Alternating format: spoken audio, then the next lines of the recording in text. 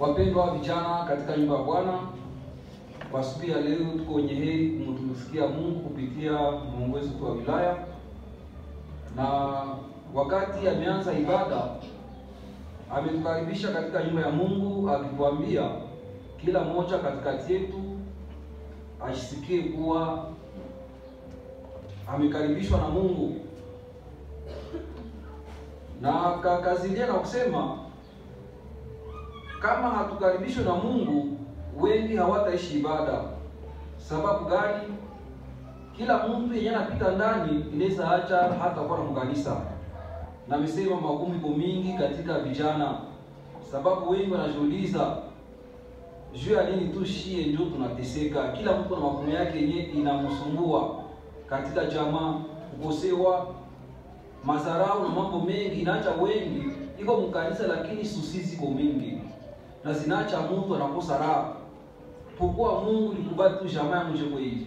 Pokua likubali wazazi wangu njoo huko hivi. Pokua liruhusu magonjwa, kifo na mambo mbalimbali yenye shie tu juu ya nini?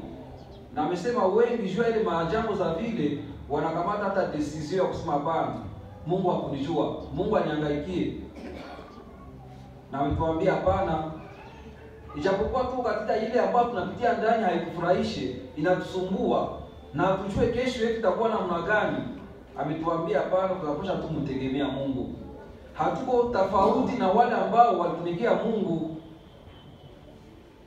Na ametuambia wale wote ambao walitumikia Mungu walipia tu mateso, hakuna raha. Watumishi wa Mungu wengi, mitume, hata mtume Yohana, wote walipita magumu, lakini haukatala Mungu juu ya magumu walikuwa nayo. Walikuwa na njia yote ya kuepusha na magumu. Tunapata mmoja kwa anawaambia mkaacha tu kusema jina la Yesu na tunawaacha. Na walisema hapana, tusikamata shuhudia yenyewe tulishi. Ni sawa pendo katika Kristo, ile inaacha watu hawaishi ibada.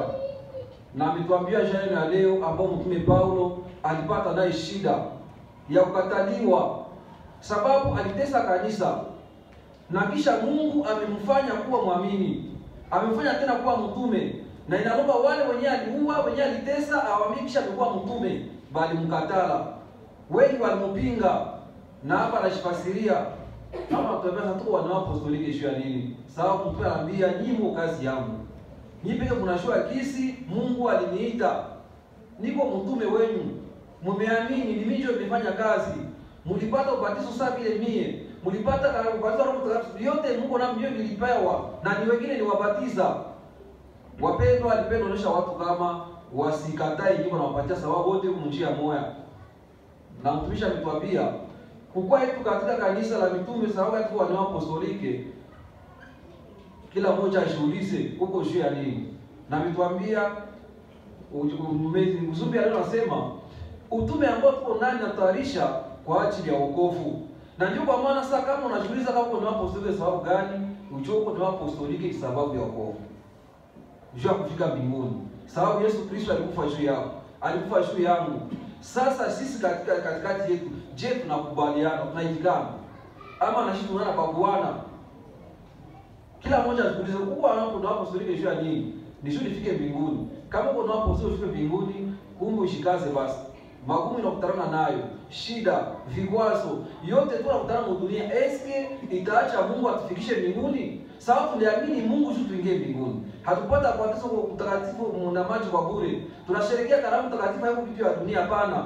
Tunapata batizo na mtakatifu yote na kufikisha mbinguni. Sasa nini itaacha tuendelee?